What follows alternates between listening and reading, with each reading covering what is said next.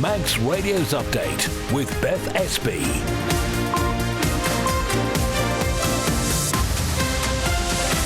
Well, Fastomy, good evening. Welcome to Update here on Manx Radio, where we'll take you through the main news of the day in under half an hour. So coming up, concerns from the farming community as Milan Vets prepare to end their farm services at the end of the month.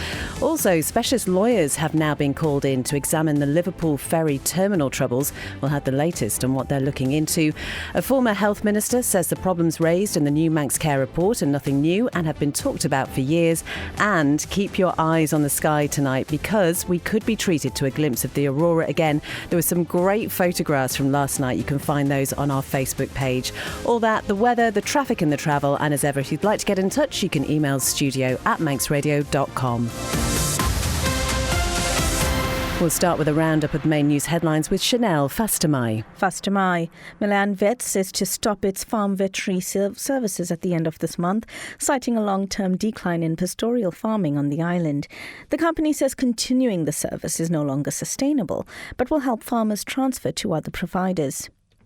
Say it's a cesarean, we can't get the calf out. Farmers aren't by law allowed to carry out that procedure. It'd have to be euthanized.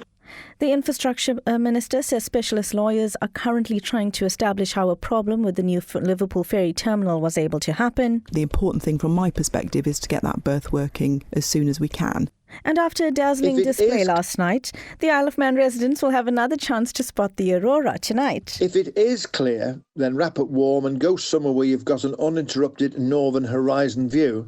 In international news, the Democrats has released private emails sent by Jeffrey Epstein claiming they link Donald Trump to the paedophile. The White House says the emails have been selectively leaked to create a fake narrative. The Health Secretary has denied he's involved in a coup against Keir Starmer, where Streetings criticised the culture at number 10. And Strictly Come Dancing host Tess Daly says being made an MBE is the greatest honour of her career. She received the honour from the King at Windsor Castle.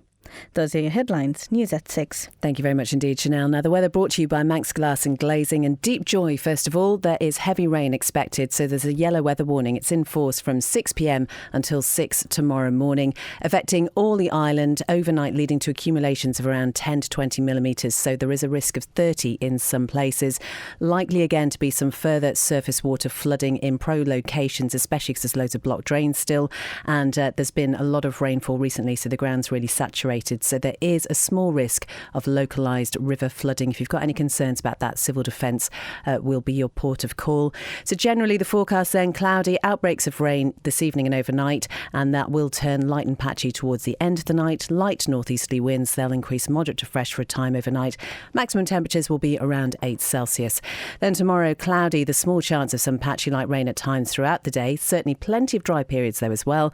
Moderate or fresh southwest winds, they'll become fresh to strong east or northeasterly tomorrow evening, and top temperatures tomorrow around 11. Manx Glass and Glazing can supply and install single, double and triple glazing. Call 674 573 or visit the showroom on the Snugborough Trading Estate. Simply income protection from Kestrel Insurance. A choice of benefits. Simple underwriting and peace of mind with a regular income for up to 2 years if you're unable to work due to illness or injury. Kestrel Insurance is registered with the Isle of Man Financial Services Authority. Carpetland, the carpet specialist with the island's best value carpets in stock, often fitted within a week. Furnitureland for 3-piece suites, dining and living room furniture, and a selection of amazing beds. Carpetland and Furnitureland, West Street, Ramsey. Manx Mobility in Onken have it all. Daily living aids, wide-fitting shoes, rise recliners, beds and scooters, including lightweight and airline-approved models. Call in and see how our expert team can make your life easier. Manx Mobility at the top of Summer Hill. The exclusive Karcher store is open with thousands of products, accessories and parts in stock. For Karcher sales and service, Hersham Electrical, Shipyard Industrial Estate, Ramsey. You're listening to the Isle of Man's quintessential daily news and current affairs roundup. Update on Manx Radio. Now, one of the island's largest veterinary practices has announced it's pulling out of farm work at the end of the month, a move that has caused some concern in the farming community. Well, Lewis has been taking a look at this story and is with me now. Lewis, would you just outline what's happening first of all? Yeah, fast am I, Beth. So Milan Vets has confirmed it'll stop all farm veterinary services from the 30th of November. The company says it's simply not sustainable anymore because of a long-term decline in pastoral farming and the number of farm clients on the Isle of Man. And so what's the sort of reaction been so far to this then? Well, like you said, we've had reports of significant concern from those in the agricultural sector. Farmer Paul Costain believes Milan looks after around 90% of the island's livestock. He says the decision has dropped farmers in it with just 3 weeks' notice and wants the practice to reconsider. OK, let's hear from Paul Costain now. Here he is talking to Christian earlier today. It's such short notice that everything is up in the air. OK, there may be other practices that could take on the clients, but they tend to be small animal clients with maybe one or two customers. I would say Milan, their farm agricultural veterinary division covers probably at least 90% of the island's equine and farm animals. Christian, it's been a comfort blanket knowing that, all right, things happen with animals that, you know, whether it's a breech or it's a cesarean, you know, we can phone our large animal vet and it's 24/7 cover. If we haven't got that, if we can't get say it's a cesarean, we can't get the calf out, farmers aren't by law allowed to carry out that procedure. So it'd have to be euthanized. The animal would be out of the herd. And Milan says demand for its farm services has been falling. Do you think that necessarily reflects what you're seeing on the ground? It reflects that farmers are actually doing a bloody good job of what we've been told to do, and that's look at the herd health, take bloods from the animals, treat things before they actually happen. So we followed all that. And as I said, they're probably looking at the sale of antibiotics and thinking, well, they're falling simply because they're falling because farmers are doing a damn good job. What would you like to see happen next? Because farmers without vet support will presumably be looking for other practices. Reverse that decision. If not, these are people maybe who don't understand. Well, I'm sure they must do. They've been in the business for a long time. They must have discussed it and decided to make that decision. But surely to God, give us 6 months to try and work something out, but not just suddenly drop it with 3 weeks. So if the decision hasn't been reversed, then I'm sure individuals will either set up their own practice, which they will get the support from the farmers without any shadow of a doubt. We're very loyal. This is how a loyalty has been repaid. That was Paul Costain talking to Christian there. Lewis, we have also had a statement from the government as well. Yeah, so the Department of Environment, Food and Agriculture says it's now in talks with other vets and industry representatives to make sure animal welfare isn't affected and that farmers can still access the care they need. Lewis, thank you very much indeed. That full story is on the Manx Radio website. It's 8 minutes past 5. Now, the Infrastructure Minister says specialist lawyers are currently trying to establish how a problem with the new Liverpool Ferry Terminal was able to happen. So last month, it was revealed the facility at Prince's Half-Tide Dock needed to be adjusted because mooring lines for the Manxman and Ben Macree were clashing with a dolphin fender there. Now, the terminal opened its doors in June last year. It's estimated to have cost between 70 and 75 million £1 and Dr Michelle Haywood has been explaining more about the issue. The fender we're talking about is the one that is most upriver, and that fender is actually used by Manannan to manoeuvre away from that berth at certain states of the tide. So the problem was identified last year, and very early on in the design there was a berthing study that was commissioned by a specialist that looked at where the ropes would have to route from the Ben Macree to berth onto that, and then the Manxman was designed so that the ropes would route in a similar way, so the design worked for both. At low water, what happens is the ropes go up and over the fenders, and that puts a bend in those ropes which is beyond the working tolerance of those ropes and risks causing sudden catastrophic failure. So we knew about this problem last year, but we couldn't do anything about it because of the Manannan needing to use the berth during the summer. and we couldn't take that fender away. I'm still unclear as to where the problem exists, whether it was in the berthing study, whether it was in the design of the fenders, whether it was in the installation of the fenders or what, and that is being worked through. There are a number of companies that were involved right the way through that we have to sit down and work out, and we are already involved in those discussions with them with the aid of specialist lawyers. So I don't know the answer to the question. I want to know as well. Trust me, I want to know the answer to this one too. So all of those factors have contributed to where we are now. The important thing from my perspective is to get that berth working as soon as we can, and that means removing that front fender to allow the Manxmen to berth in there across the winter. Why didn't somebody spot this before? I don't know that answer either, because I want to know that as well. I want to know that, yeah. If you don't know where the fault lies, it's hard to say, well, who signed off on this? And I genuinely don't know if it was originally the berthing study is wrong. All of those things happened sort of well before my time, but they're all complex engineering questions, and at the moment I don't know, but I know work is underway to ascertain that. And the work is underway to ascertain that, and it's really important to do that because there are now costs associated with the fact that the fender doesn't work with the vessels as it should. So there will be some liability for those costs, and so it's important to determine where the process went wrong. But of more importance at the moment is to fix the issue, which is the work that's underway at the moment. That's the DOI Minister, Dr Michelle Haywood there. Well, work to improve the mooring is scheduled for this weekend. It has been delayed a number of times because the heavy lifting crane barge that's needed hasn't been able to get in because of the weather. So that means this weekend's sailings, which were originally for Liverpool, are now going to be to and from Heysham instead. You can find out more as ever on the Manx Radio website. 11 minutes past 5. So let's just recap this story that we first heard last night concerning that independent report into Manx Care. So it found that the current health and care social model on the Isle of Man is not operating as well as originally intended following the health body's establishment in 2021. So as a result, 4 strategic options have been produced to try and rectify those issues. So option 1 is do nothing. Option 2, fully implement the Sir Jonathan Michael independent review recommendations. Option 3 is to strengthen the partnership between Manx Care and DHSC. And option 4 is to reintegrate Manx Care within the DHSC.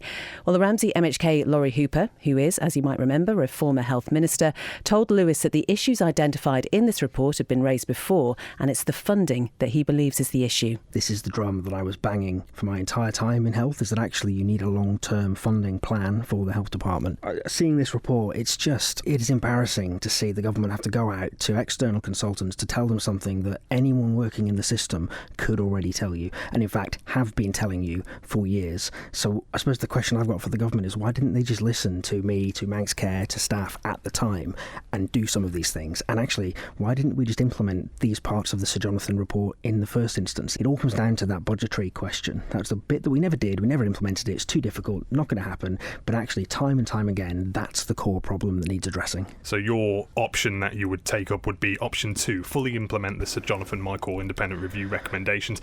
You just need the budget for it. Possibly. I mean, option 2 or 3 seem quite reasonable. Closer working between the two parties makes a lot of sense, but in order to do that, you will need to have a proper strategic commissioning approach with service specifications. Again, something that Sir Jonathan very clearly said, and something the department has never been resourced to deliver. I think this is the problem. It seems to be the perennial issue with the Isle of Man government, is we get a report that tells us to do things. We do some bits of it, the easy bits. We don't do the hard bits, and then it doesn't really work. So we do another report a few years later which says, those things you should have done, go and do them. I know they're hard, but do them.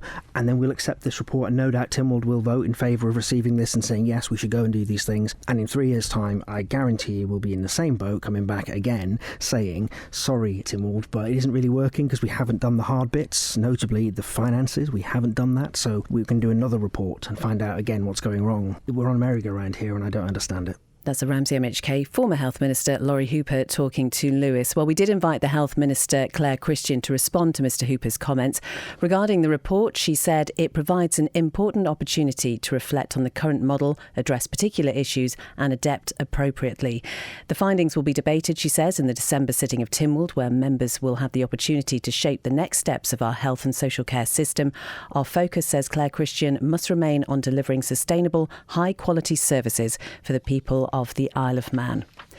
14 minutes past 5, and Port Erin commissioners are urging people to respond to the Department of Infrastructure's 20-mile-an-hour consultation. The local authority says it'll be lodging its own response, but it would like to hear from residents about whether they are for or against, as well as any unique situations which might affect them.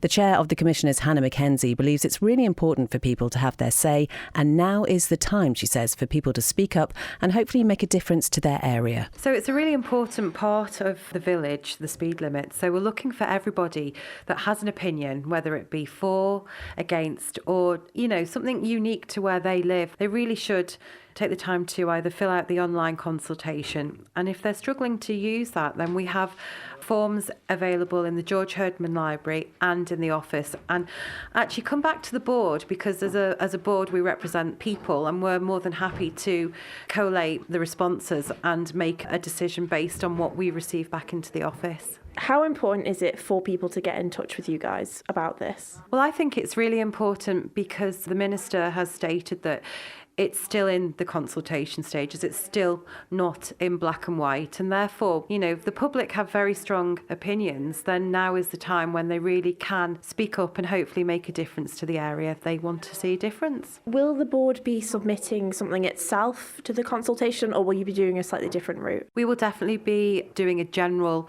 board response. Tonight we met with Minister Hayward and her officer, and we had many points that we raised as a board, which will then go together and be submitted as a board. I think a lot of us will also, being residents, will submit our own individual consultation things too. That's the chair of Port Erin Commissioners, Hannah Mackenzie, talking to local democracy reporter Emma Draper. Manx Radio Travel, driven by Quayside Tyres and Service Centre. All okay on the police pages, so that's good news as you're travelling home this evening, and it's the usual roadworks that are out and about all over the island at the moment. All okay down at the airport though, and with the steam packet, the Manxman is due into Douglas at around about 5:45 and heading out again for Heysham at 7:15.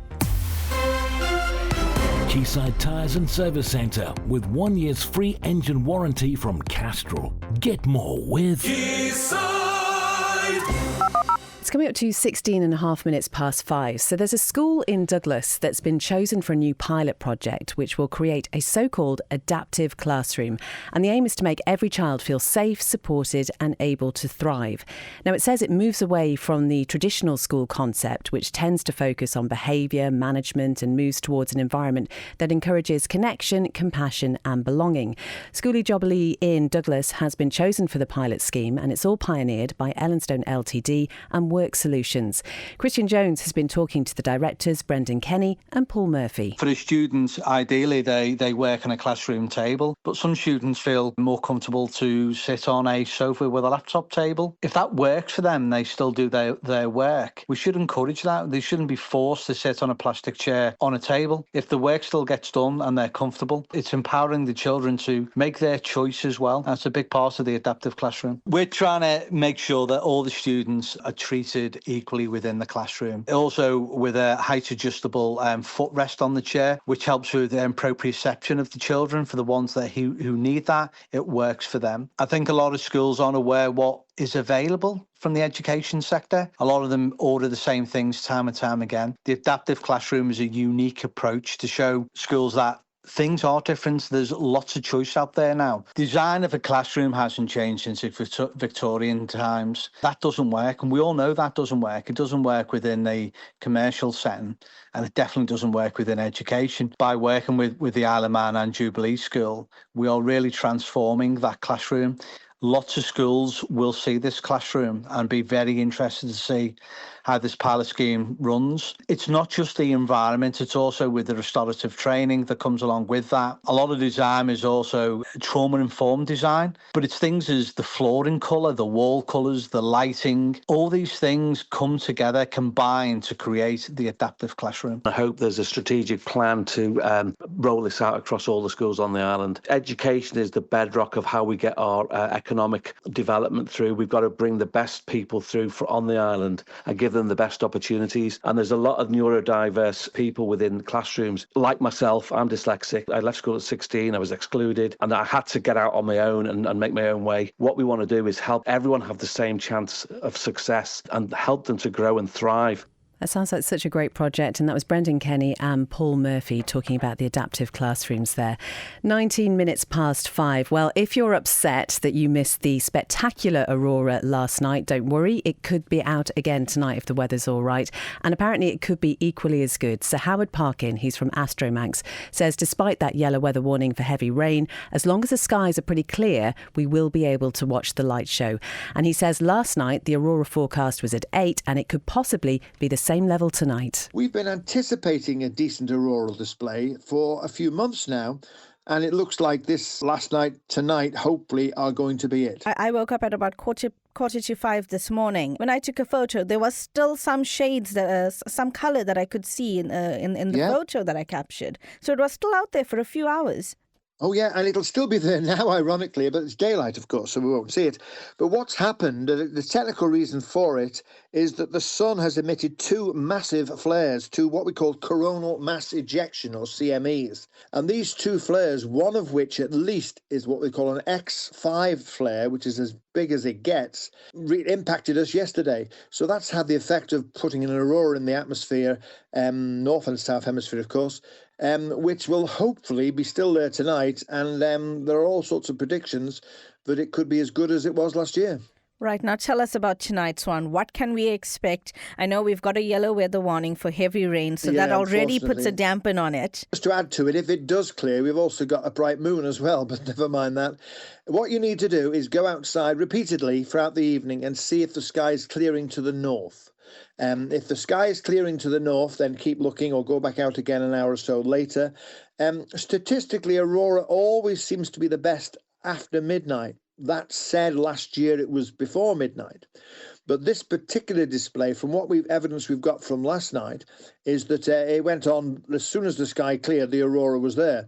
So we're hoping the same will happen tonight. So my advice to anyone who's listening is to go outside. If it is clear, then wrap it warm and go somewhere where you've got an uninterrupted northern horizon view. It's normally between like your August and your October that you have these aurora spottings. Is it quite late in the year, or do we just always have them? It is a little. And the two peaks of auroral displays tend to be centred on the two the equinoxes, the 2 equinoxes. That's the 21st of March and the 21st of September. So this is a late equinoctial auroral display, if you like, from November. But because it's the peak period of aurora every 11 years, you're getting the aurora right through in the hours of darkness, right through the winter as well. Last year, as I say, was spectacular. And the forecast is, at the moment, never mind the weather, that it could be equally good tonight. And hopefully there will be some amazing photographs. We shared some of them on the Manx Radio Facebook page from last night, earlier today. So do go and take a look at them. It's like one of those things, isn't it? I always hear and see these photographs, but whenever I actually go out and see it myself, it's not there. It's like that Kit Kat advert with the pandas. 22 minutes past 5. The Isle of Man is hosting the 2025 International Pool Association Tour Grand Finals this week.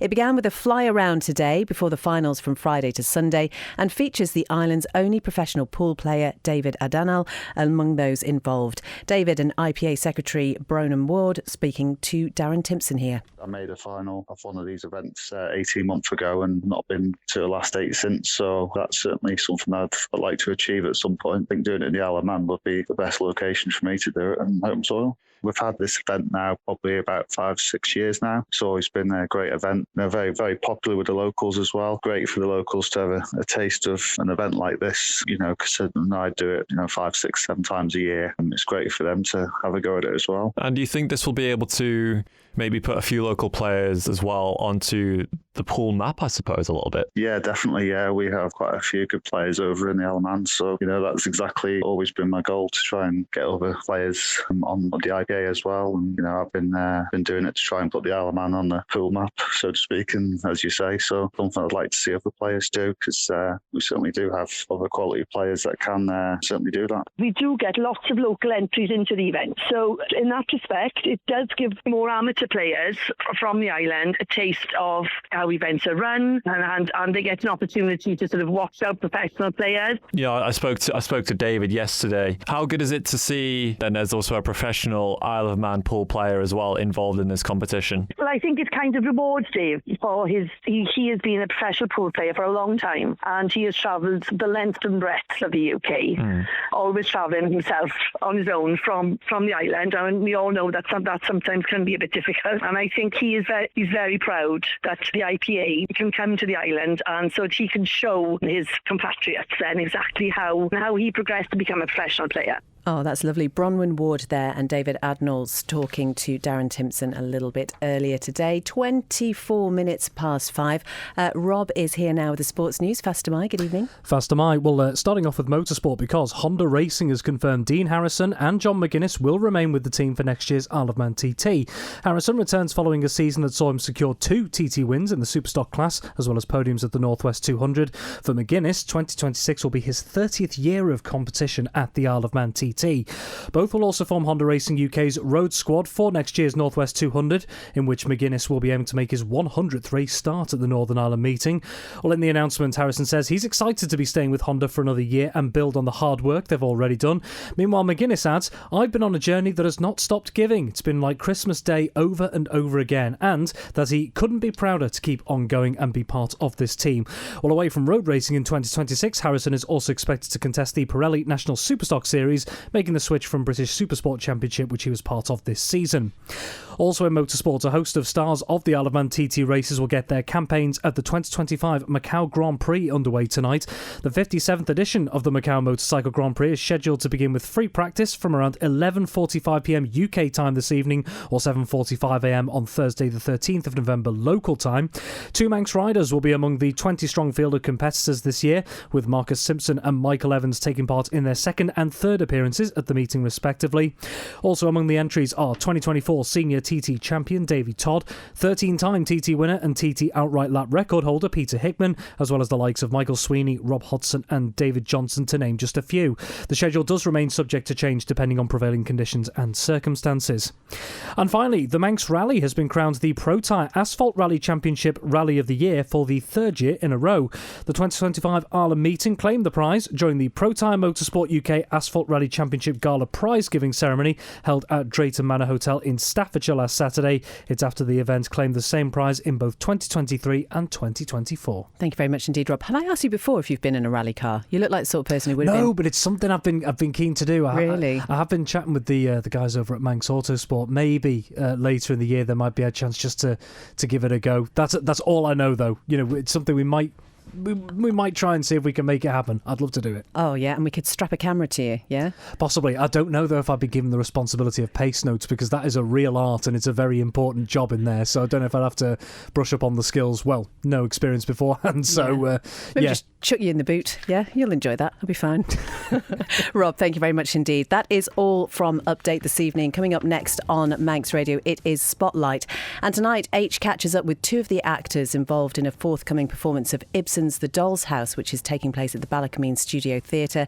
He also takes a last look at the wonderful Perspectives exhibition at the Loom Gallery and speaks to conductor Graham Kirkland ahead of the Symphony Orchestra's gala performance at the Villa Marina, which is on the 23rd of November. So that's Spotlight coming up next, available straight after broadcast as a podcast in all the usual places.